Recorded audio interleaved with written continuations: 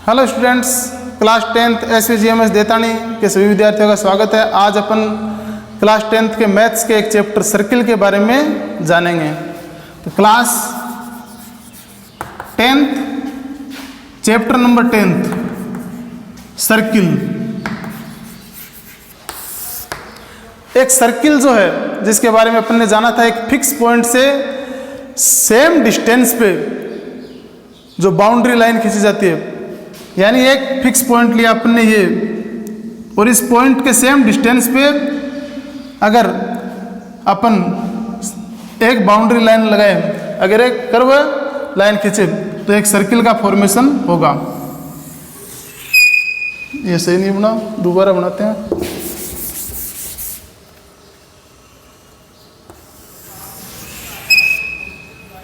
और ये हो गया इसका सेंटर।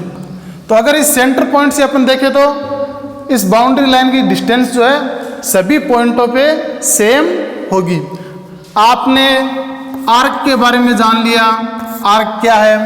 आपने कॉर्ड के बारे में जान लिया, कॉर्ड क्या है। आपने सेक्टर के बारे में जान लिया, आपने सेगमेंट के बारे में जान लिया। इसके अलावा आपने रेडियस के बारे में जान लिया। ठीक है, तो आर्क अपन जानते हैं कि आर्क क्या होती है।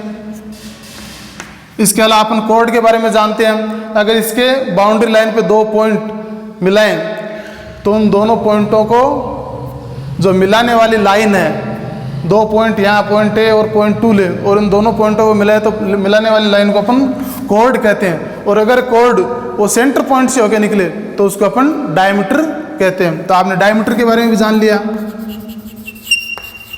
इसके अलावा आर्क, अगर अपन इसके बाउंड्री लाइन पे किसी पॉइंट से एक लाइन खींचे, इसके बाउंड्री लाइन पे दो पॉइंट लगाकर उस हिस्से को अगर अपन काट लें तो उसको आर्क कहते हैं। सेक्टर आपने जाना कि सेक्टर क्या है। अगर इस सेंटर पॉइंट से दो रेडियस अपन ले तो उनके बीच का हिस्सा सेक्टर कहलाएगा। मेजर सेगमेंट और minor segment, minor sector sorry. ऐसे सेगमेंट अगर अपन कॉर्ड लें और कॉर्ड के एक हिस्से को अगर अपन अलग कर लें तो वो हिस्सा जो है सेगमेंट कहलाता है। मेजर सेगमेंट और माइनर सेगमेंट। ऐसे सेक्टर अगर सेंटर पॉइंट से दो जो अपने आर्क ली है उस आर्क के दोनों पॉइंटों को मिलाए सेंटर पॉइंट से तो बनने वाला हिस्सा सेक्टर कहलाता है। और सेक्टर भी दो, मेजर सेक्टर और माइनर सेक्टर। इसके अलावा रेडियस, सेंटर पॉइंट से बाउंड्री लाइन पे खींची गई हर लाइन जो है उसकी डिस्टेंस सेम होगी और वो उस सर्किल की रेडियस कहलाती है। आज अपन जानेंगे कि एक सर्किल के ऊपर कितनी टेंजेंट खींची जा सकती हैं, कितनी टेंजेंट लाइन हो सकती हैं, कितनी नॉन इंटरसेक्टिंग लाइन हो सकती है, इंटरसेक्टिंग लाइन, और इसके अलावा सीकेंट लाइन के बारे में अपन जानेंगे कौन कौन सी लाइनें होती हैं। तो अगर अपन यहाँ पर एक लाइन खींचे ए बी, एक ये लाइन खींचे अपन ए पी क्यू, एक अपन इसकी बाउंड्री लाइन पे एक पॉइंट लेकर के ये लाइन खींचे एक्स वाई। अपने तीन लाइनें खींची है। अब देखो ये लाइन जो ए बी है, आप देख रहे हो कि ये सर्किल से बहुत दूर है और सर्किल को टच भी नहीं कर रही, किसी भी प्रकार से इसको इंटरसेक्ट नहीं कर रही। तो ऐसी लाइन को जो है नॉन इंटरसेक्टिंग लाइन कहते हैं, नॉन इंटरसेक्टिंग लाइन। दूसरी जो अपन ने खींची पी क्यू, जो कि इस सर्किल के बीच से होके जा रही है, यहाँ पर दोनों पॉइंटों पे इसको काट रही है। ऐसी लाइन को प्रतिच्छेदी रेखा या छेदक रेखा, सीकेंट लाइन कहते हैं। तो ये छेदक रेखा हो गई पी क्यू, जो कि इसको बीचों बीच काट रही है, सीकेंट लाइन। और तीसरी लाइन अपन ने खींची एक्स वाई, जो कि इसकी बाउंड्री लाइन पे एक पॉइंट को टच कर रही है, इसको बोलते हैं टेंजेंट लाइन। आपने पुली देखी होगी, चैन पुली। पुराने समय में कुओं पर पानी निकालते थे तो रस्सी इस प्रकार से डोल जाता था और इस साइड से अपन खींचते थे। तो आप देख सकते हो कि ये जो रस्सी के दोनों सिरे हैं, ये दोनों सिरे इस पे एक प्रकार से टेंजेंट हैं, यानी ये रस्सी का हिस्सा जो बाहर वाला है और अंदर वाला दोनों इस सर्किल के ऊपर टेंजेंट है। तो आज अपन देखेंगे कि एक सर्किल में कितने टेंजेंट खींचे जा सकते हैं। ये जो लाइन है एक्स वाई एक टेंजेंट लाइन है, जो कि इसकी बाहरी बाउंड्री पे स्थित पॉइंट को छू के निकल रही है। अगर अपन और खींचना चाहें तो ये कट जाएगी। जैसे ये अपने इधर से खींची है, इधर से अगर अपन खींचे तो एक और खींची जा सकती है। ऐसे अगर इधर से खींचे तो ये काट रही है इसको, लेकिन यहाँ पॉइंट एक ही है, यानी इस सर्किल के एक ही पॉइंट पे मिल रही है। ठीक है, तो इस प्रकार की जो लाइनें हैं ये टेंजेंट लाइन कहलाती है। ठीक है, तो आज अपन ने देखा टेंजेंट लाइन, सीकेंट लाइन और नॉन इंटरसेक्टिंग लाइन। अगर अपन देखें कि किसी सर्किल पे दो लाइनें एक दूसरे को काट रही हैं तो वो इंटरसेक्टिंग लाइन कहलाती हैं। जैसे अपन एक सर्किल लेते हैं, ये इसका सेंटर पॉइंट है, एक लाइन है जो कि इधर से जा रही है, दूसरी है इधर से जा रही है। ये दोनों इस सर्किल के इस पॉइंट पे इंटरसेक्ट कर रही है, ये ए बी, ये एक्स वाई। तो जिस पॉइंट पे ये इंटरसेक्ट कर रही है, इंटरसेक्टिंग पॉइंट, और ये लाइनें इंटरसेक्टिंग लाइन कहलाती हैं जो कि एक दूसरे को काट रही हैं। अब अपन देखेंगे कि सर्किल से रिलेटेड कुछ क्वेश्चंस। जैसे एक सर्किल लेते हैं अपन, ये एक सर्किल है, इस सर्किल की ये एक टेंजेंट लाइन खींचे अपन, यहाँ इस पॉइंट को जो छूती हुई जाए, ये इसकी टेंजेंट लाइन है एक्स वाई। ठीक है, और ये इसकी रेडियस हो गई, ये सेंटर पॉइंट हो गया इसका ओ, और ये मान लो पी, ओ पी, इसकी रेडियस है ओ पी, और ये टेंजेंट लाइन है एक्स वाई। ये एक अपन लाइन खींचते हैं यहां से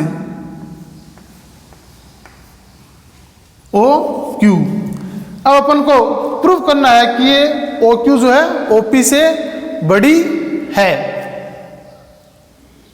ओ पी से ओ क्यू बड़ी है। तो ओ क्यू बड़ी है कैसे प्रूफ करेंगे अपन देखते हैं कि ओ पी क्या है। ओ पी एक रेडियस है, और अगर अपन इसकी कोई रेडियस लें तो इसकी बाउंड्री और सेंटर पॉइंट से जो डिस्टेंस होगी वो सेम होगी। यहाँ एक दूसरा पॉइंट अपन ने लिया Q, जो कि इसकी टेंजेंट पे है, और इस सर्किल से बाहर ये बिंदु है OQ। तो सीधी सी बात है कि OQ जो होगा ये OP से बड़ा होगा।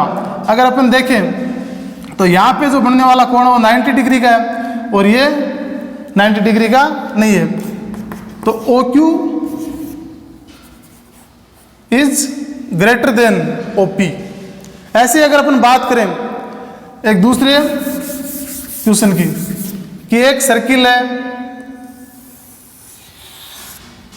एक सर्किल का सेंटर पॉइंट O, ठीक है, और इससे इसकी रेडियस, और इसको थोड़ा बाहर बढ़ा लें अपन, यहाँ तक रेडियस होगी, इसको यहाँ बाहर बढ़ा लिया P तक, और एक स्पर्श रेखा टेंजेंट लाइन यहाँ खींचे अपन इस पॉइंट पे, और एक टेंजेंट लाइन खींचे इस पॉइंट पे। ये पॉइंट हो गया। अब इनको मिला दे अपन,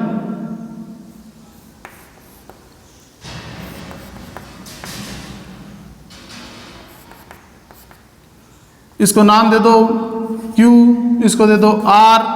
ठीक है, अगर अपन बात करें कि ये PQ और PR सेम है क्या, प्रूव करना है कि PQ PR सेम है। कैसे प्रूव करोगे? अपन ने देखा कि यह OQ जो है, जैसे अपन बात करें कि ये जो OQ और OR है दोनों क्या है, टेंजेंट पे रेडियस है, और ये हमेशा कितने डिग्री की होती है, 90 डिग्री। ये एंगल जो बनता है वो 90 डिग्री का बनता है, और ये जो इसकी बाउंड्री लाइन पे जो लाइन है टेंजेंट, इसकी जो डिस्टेंस है सेंटर पॉइंट से सेम होती है। इसका मतलब PQ और PR बराबर, सॉरी, OQ और OR बराबर है, OQ OR बराबर है। दूसरी अपन देखें, अगर ये एक ट्राइंगल बन रहा है OQP, और ये एक ट्राइंगल बन रहा है ORP, यहां पर OQP ORP, ये एक एंगल बन गया और ये एक ट्राइंगल। इसमें OP जो रेखा है OP सेम है, OP सेम है, OP इसके लिए भी है और इसके लिए भी है, दोनों के लिए सेम है, इसका मतलब OP बराबर है, दोनों के लिए तो सेम है। तीसरा अगर अपन देखें तो यहाँ पर RHS रूल से OQ OR बराबर है, OP दोनों में कॉमन है। अब अगर अपन RHS रूल से देखें, right side hypotenuse, right angle hypotenuse side, RHS triangle की कॉन्ग्रुएंसी के बारे में क्या कहता है कि अगर राइट एंगल है, ये राइट एंगल है 90 डिग्री का, ये भी राइट एंगल है, Q और R दोनों राइट एंगल है। हाइपोटेन्स साइड जो है दोनों की सेम है और एक साइड सेम हो, यानी ये एक साइड OP सेम है, दोनों में OR OQ सेम है, एक साइड, दोनों का जो हाइपोटेन्स है OP सेम है। तो right angle hypotenuse side RHS rule से ये दोनों ट्राइंगल क्या होंगे, कॉन्ग्रुएंट होंगे, यानी OQP किसके बराबर होगा, ORP के बराबर होगा, यानी यह ट्राइंगल इस ट्राइंगल का कॉन्ग्रुएंट होगा, यह दोनों बराबर होंगे क्योंकि दोनों में एक एक राइट एंगल है और दोनों में हाइपोटेन्स जो है वो सेम है। हाइपोटेन्स कौन सा है, PO सेम है, दोनों में Q और R दो राइट एंगल है, तो राइट एंगल हाइपोटेन्स साइड और ये साइड जो है OQOR दोनों में सेम है। इसका मतलब यह दोनों जो ट्राइंगल हैं OQP और ORP बराबर होंगे। ये जो डिस्टेंस है PQ और PR बराबर होगी क्योंकि दोनों एंगल राइट एंगल है, दोनों में हाइपोटेन्स साइड PQ सेम है, OQ और OR की साइड जो है सेम है। इसका मतलब PQ PR के बराबर होगा। That's prove.